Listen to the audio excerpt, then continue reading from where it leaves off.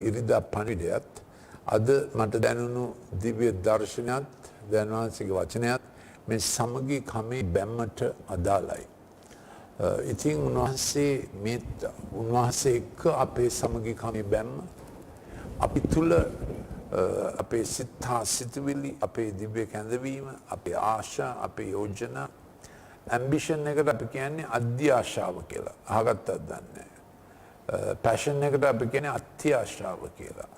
මේ ඉංග්‍රීසි වචන දෙක නිතර පාවිච්චි කරන වචන දෙයක්. ඇම්බිෂන් කියන්නේ අපේ අනාගතය ගැන අපිට තිබෙන ධෛර්යය. ඒක හොඳ දෙයක්.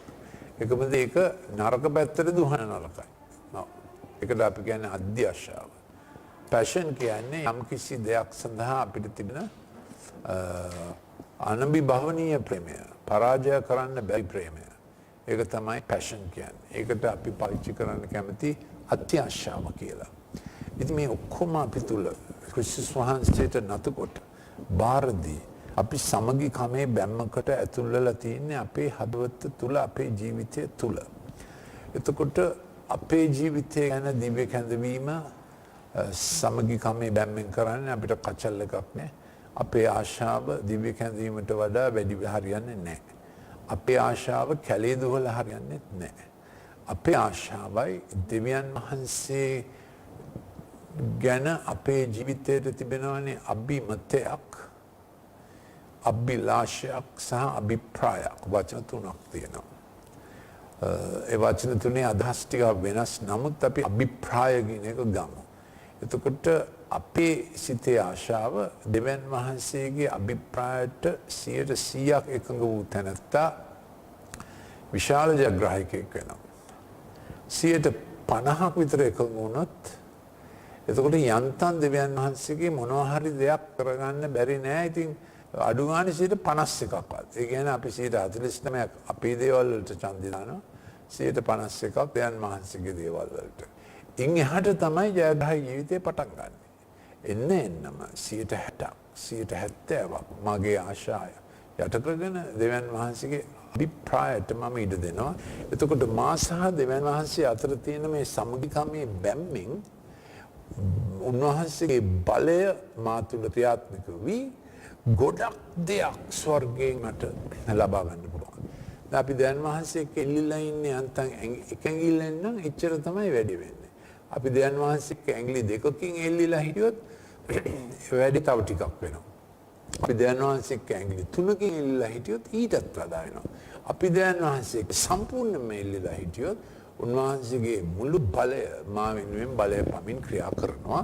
එපිස 3:20 කියන්නේ මෙහෙමයි. ඉතින් අප තුල ක්‍රියා කරන්නා වූ බලයේ හැටියට අපි ඉල්ලන නොහොත් සිතන හැම දෙයකම වඩා ඊට අධික ලෙස කරන්නට බල ඇත්තා වූ තනන් වහන්සේටම ගෞරවය වේවා. එතකොට දෙවියන් වහන්සේට පුළුවන් උන්වහන්සේගේ අදහසක් තියෙනවා අපි ගැන. අපි හිතුවට වඩා උන්වහන්සේ අපි ගැන හිතලා තියෙනවා.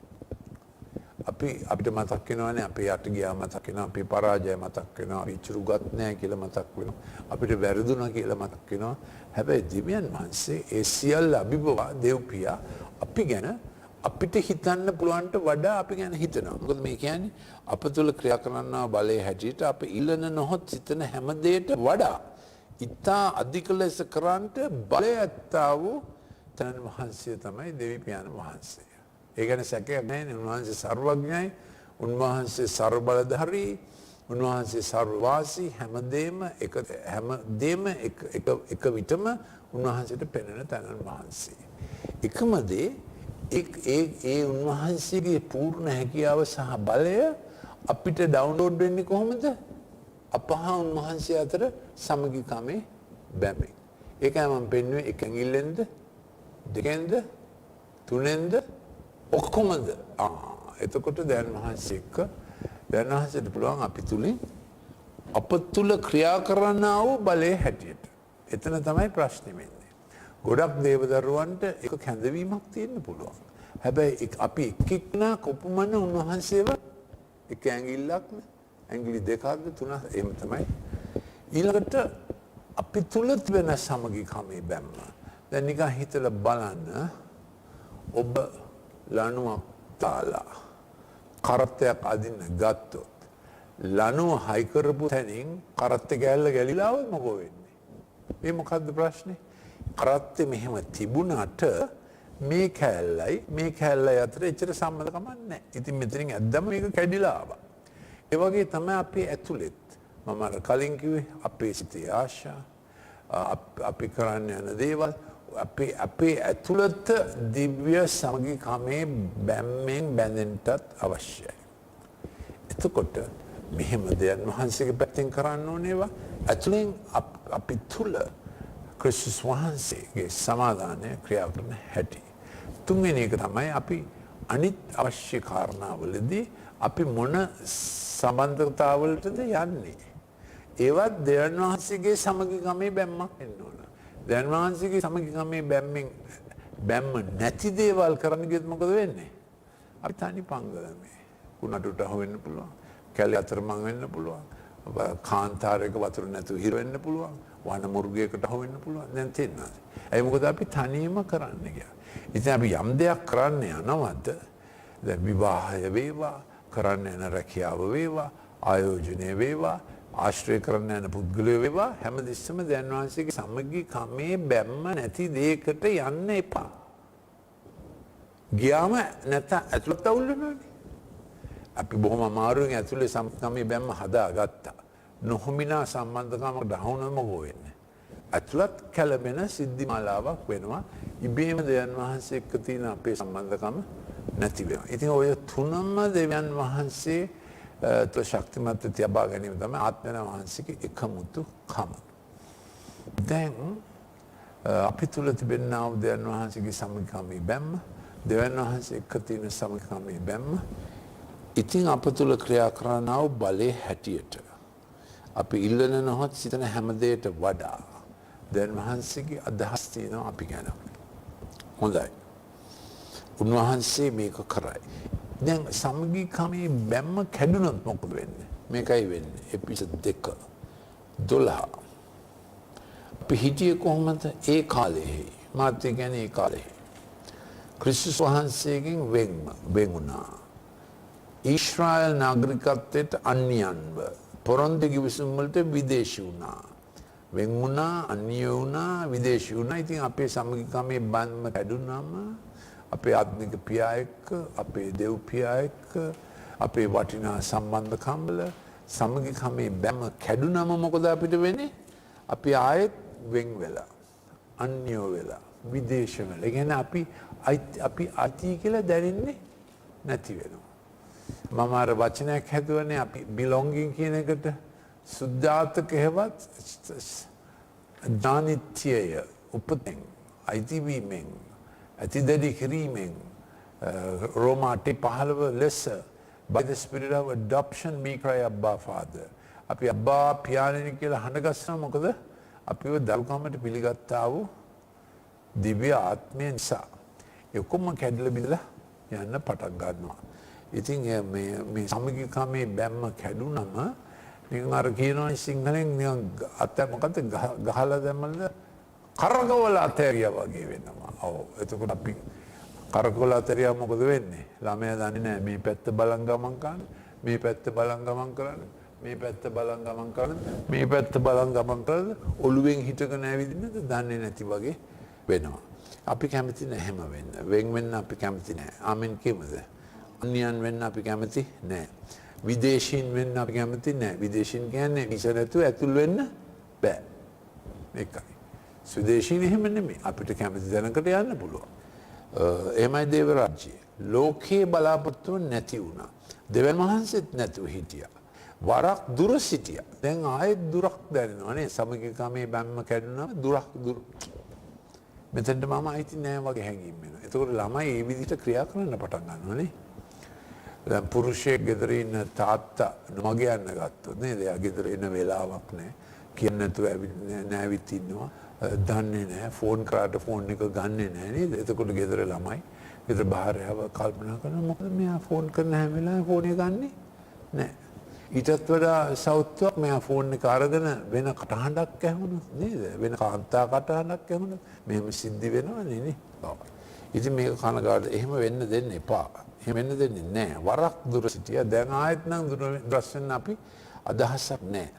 දැන් ක්‍රිස්තුස් වහන්සේගේ ලේ කර්ම කොටගෙන ලං කරනු ලැබුවා. කියන්නේ ලං කරනු ලැබුවා. කියන්නේ ක්‍රිස්තුස් වහන්සේගේ ලේ කර්ම කොටගෙන ලං කරනු ලැබුවා. මක්නිසාද වෙන්කිරීමේ මැද බිත්තිය බිඳ දමා. දැන් මොකද සමික්‍රමේ බැම්ම කැඩුනම වෙන්නේ? වෙන්කිරීමේ මැද බිත්තියක් එනවා. අපි දන්නේම නැතුව මූණ ලං වෙන්න බෑ. අදෘශ්‍යමානයි. නැත්නම් අපි ලං වෙන්න හදන්නෙත් නෑ. මොකද අපේ පැත්තෙන් අපිට දැනෙනවා බිත්තියක් ඇති වෙලා. මේ වෙන්වීමක් ඇති වෙලා බිත්තියක්. ඒවා අදෘශ්‍යමාන බිත්ති හැබැයි ඒවා තියෙනවා නේද? ඒවා තියෙනවා. වෙන මොනවද කියන්නේ? සතුරුකම ආයෙත් ආවා. ඇයි? සමගිකමේ බැම්ම දෙවියන් වහන්සේ එක්ක නැති වුණා. අපේ ඇතුලේ නැති වුණා. පටන් ගත්තේ කොහෙද? නොහොබිනා දෙයකට දෙවියන් වහන්සේගේ සමගිකමේ බැම්මෙන් බැඳෙන්න බැරි දෙකට බැඳෙන්න යන්න එපා. ඒකනේ දෙවෙනි කොරින්ති 6:14 කියන්නේ භක්තිකයා සමග අසම ලෙස සම්බන්ධ වෙන්න එපා. විවාහයෙන් හෝ ව්‍යාපාරයෙන් නේද? අසම ලෙස සම්බන්ධ වෙන්න එපා.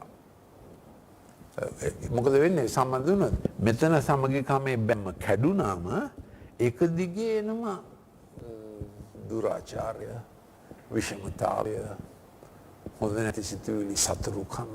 ඒක තැනකින් ඇතුළු වෙන සතුරුකම ඊළඟට අපේ ඇතුළ කලබනවා නේද? ඇතුළ කලබනවා. ඒතර දෙවියන් වහන්සේ එක්ක තියෙන සමගිකමේ බැම්ම එක කැඩෙන්නේ. ඉරිදැන්න ඕනේ නැහැ කියලා හිතනවා. ආත්මික යාළුවන්ට මුණ දෙන්නේ නැහැ. දේ වචනේ කියවන්නේ නැහැ. පවුලේ ආඥා.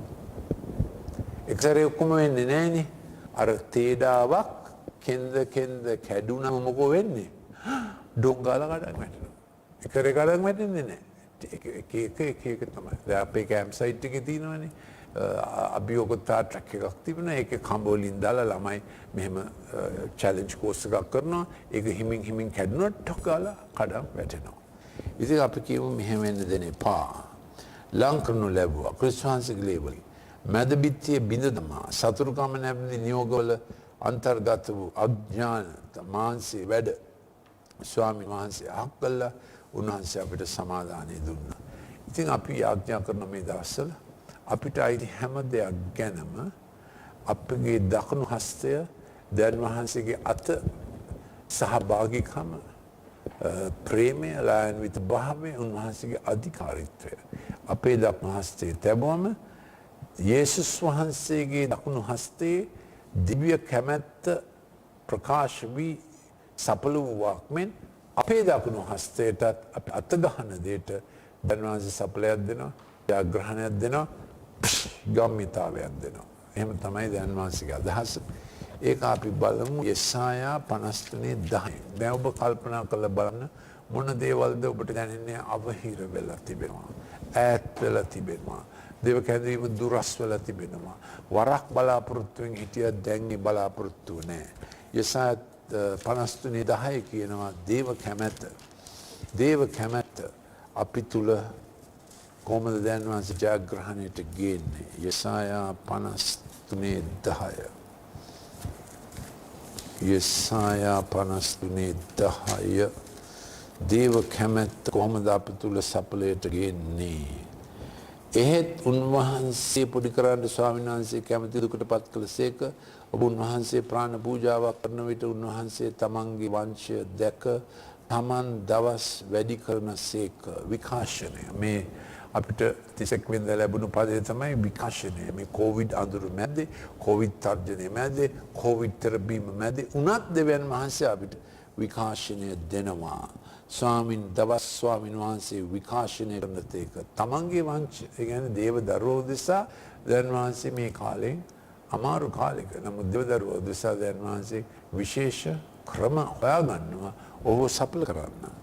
ස්වාමීන් වහන්සේගේ කැමැත්ත උන්වහන්සේගේ අතෙහි සඵල වන්නේ. දැන් කියන්නේ ස්වාමීන් වහන්සේගේ කැමැත්ත, ස්වාමීන් වහන්සේගේ අභිප්‍රාය මාගේ දකුණු අතෙත් සඵල වෙනවා. ඒ මම ස්වාමීන් වහන්සේක ඉන්නේ සමගිකමේ බැම්මකින්. දැන් වහන්සේගේ නාමයට ප්‍රශංසා වේවා.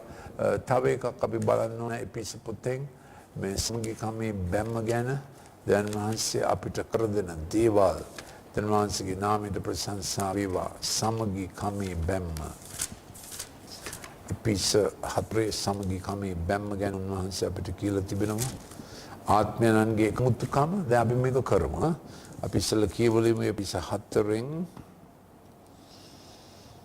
සමාදානයේ බැම්මෙන් ආත්මයන්ගේ එකමුතුකම පවත්වාගෙන ස්වාමින් වහන්සේ නිසා කැදවීමේ එක බලාපොරොත්තුව නුඹලා කැදවනු ලැබූ ලෙස ඇත්තේ එක ශරීරයක් ආත්මයන් වහන්සේ එක ආත්මයන් වහන්සේ එක ස්වාමින් වහන්සේ එක ඇදහිල්ලක් එක බෞතිස්මයක් දැන් වහන්සේගේ නාමයට ප්‍රශංසා වේවා සියල්ලන් කෙරෙහි සියල්ලන් කන්නකොට සියල්ලන් තුල පවතිනා වූ සියල්ලන් එකම පිය වූ දෙවියන් වහන්සේ දැන් අපි මේක කරමු ආත්මයන් වහන්සේගේ එකමුතුකම කොම කරමු දැන් ආත්මයන් වහන්සේගේ එකමුතුකම ඇයි ඒක ආත්මයන් වහන්සේගේ වැඩේනේ ඊළඟට අපි තුල සමගිකමේ බැම්ම අපි තුල සමගිකමේ බැම්ම ඊළඟට අපගේ ඇදහිල්ලේ වැඩ කරන්න අද්දක දාලා ඇදහිල්ලේ වැඩ මේ නිකන් ඉන්න බෑනේ මේ ඔක්කොටම ඇදහිල්ලේ වැඩයක් තියෙනවා ඊළඟට අපේ කැදවීමේ බලාපොරොත්තු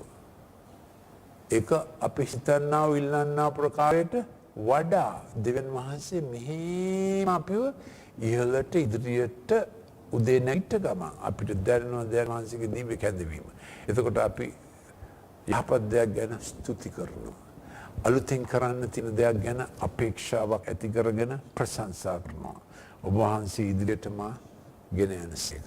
ස්තුති දීම වෙච්ච දෙයට ස්තුති දීමක්. ප්‍රශංසා කිරීම ඊළඟට තබා තිබෙන දේ ගැන බලාපොරොත්තු. ඒ දෙකම තියෙනවා. මොකද අපි ස්තුති දීමෙන් ගේට්ටු වලට ඇතුල් වෙනවා ප්‍රශංසා කරමින් උන්වහන්සේගේ මණ්ඩපේ බලා සිටිනවා ඊළඟට තිබෙන දේ ගැන. අපි අත්ප්‍රසන්නාද දෙන්නේ ගැන. ඒක තමයි ගීතාලේ 100 තියෙන්නේ. හැමතිස්සෙම වෙච්ච දෙයට ස්තුතිය.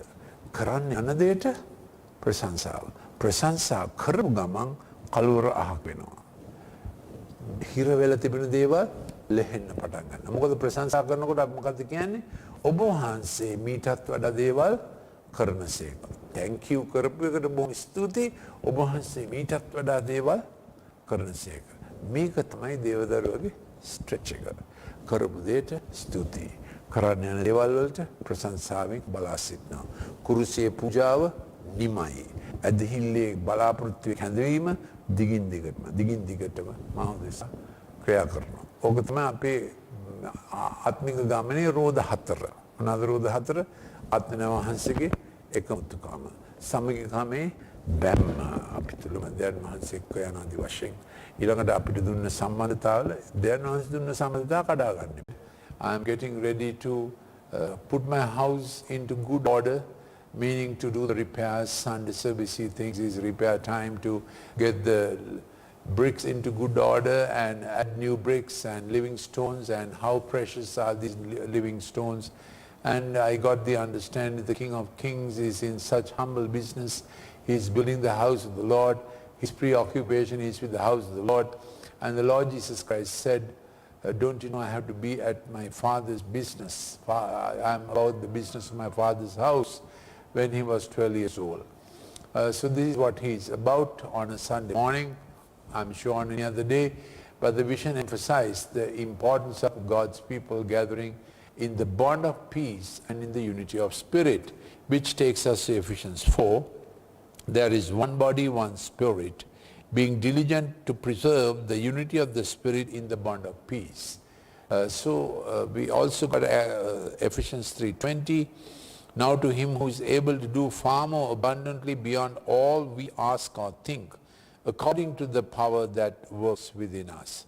He is powerful, enabled to do far more abundantly, but more than what we think or us, more than what we think about ourselves.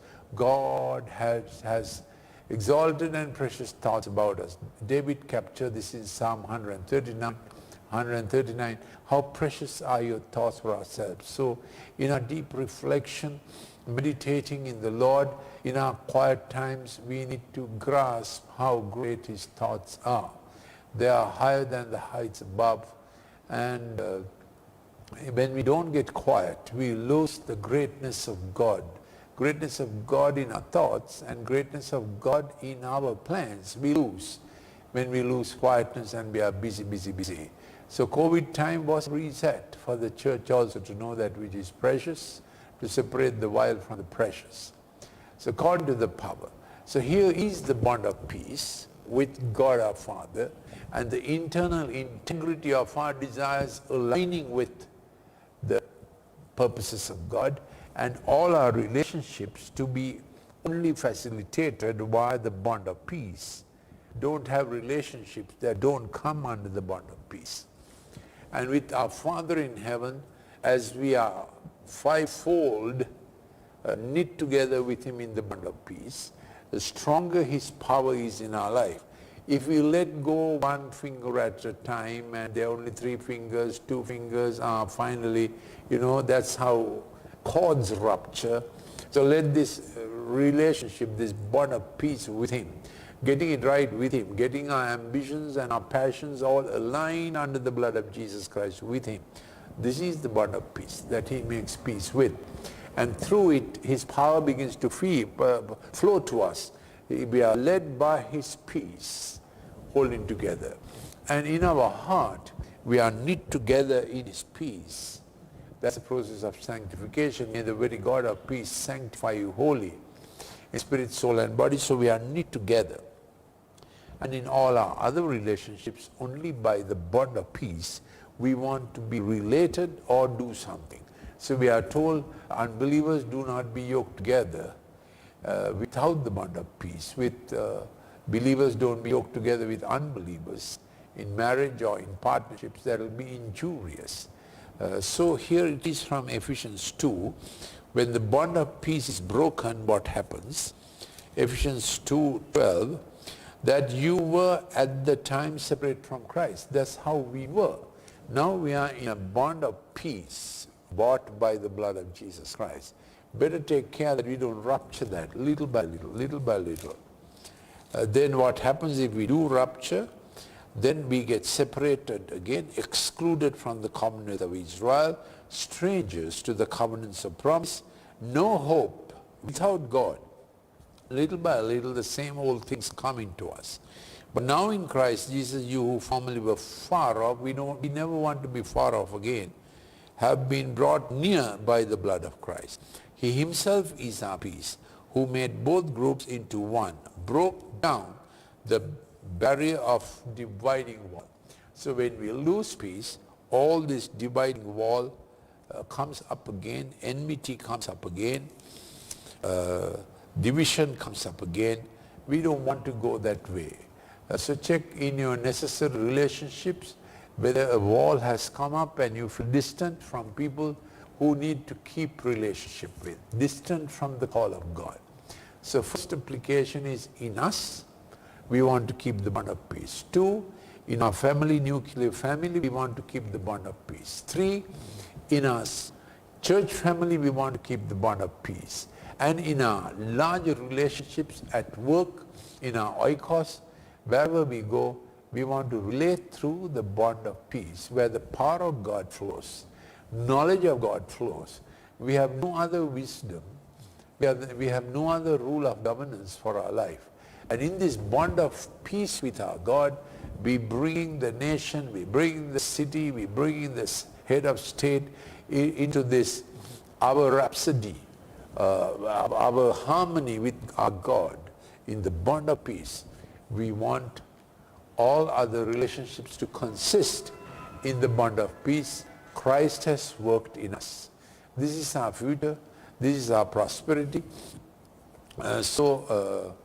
Isaiah 53 talks about the prosperity of the will of God. Isaiah 53, verse 10, but the Lord has pleased to crush him, putting him to grief. He would render himself as a guilt offering. He will see his offspring. He will prolong his days, and the good pleasure of the Lord will prosper in his hands. So the will of God will prosper at the right hand of the Messiah. And we, in the bond of peace, we also say that the will of God will prosper into whatever we put our hand into. His right hand of fellowship, his right hand of authority, his royal scepter, his shepherd staff at our right hand, doing exactly what Jesus Christ did with his right hand. It's with us. It's our authority, it is our mandate, it is our commissioning. So whatever we undertake to do in the name of the Lord, in the bond of peace with God our Father, and inside us we have the bond of peace, and we stretch out our hand into any relationship, any work in the bond of peace, and God's power begins to flow into that. God's power, because of our relationship with him, God's power and knowledge flows into us according to his power that works in us, and then it flows out into what God has asked us to do. This is our happy state. This is how we overcome. That is how we rule all what God has given under our hand. And I can feel these days he's taking us into eagle wings, as Revelation 12:14 says, because he knows the flood of serpent will be spewed out of his mouth increasingly.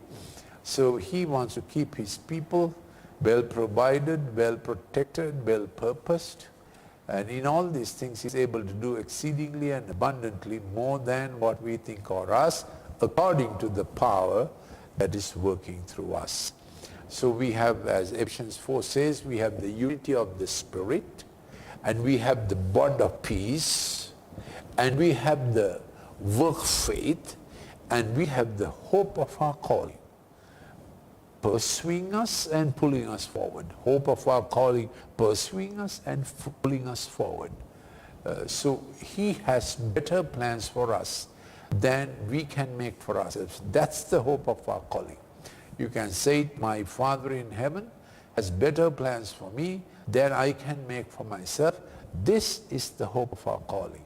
And there's no contradiction between the hope of my calling and what the Lord has called the church to do. The first feel in my own heart, there is no competition, divisiveness. Apart from the Lord, I don't want to do anything. Secondly, in my family, there's no competition because the call of God, we serve together, father and mother, brother and sister, son and daughter, all together, we serve. And then in the church family, there's no competition between my gift and call and the vision God gives the church. We flow together. And when we get to the work field, there's no competition between the requirements of my career and work and the work of God. We flow together. It's our mission field, it's our mandate. We always maintain the bond of peace, then the knowledge of God and the power of God coming to us and flowing through us, changing earth, to the extent that we hold what God has given to us to hold. We cannot hold what God has not given to us to hold. God bless you as you practice your faith in the unity of the Spirit and the bond of peace.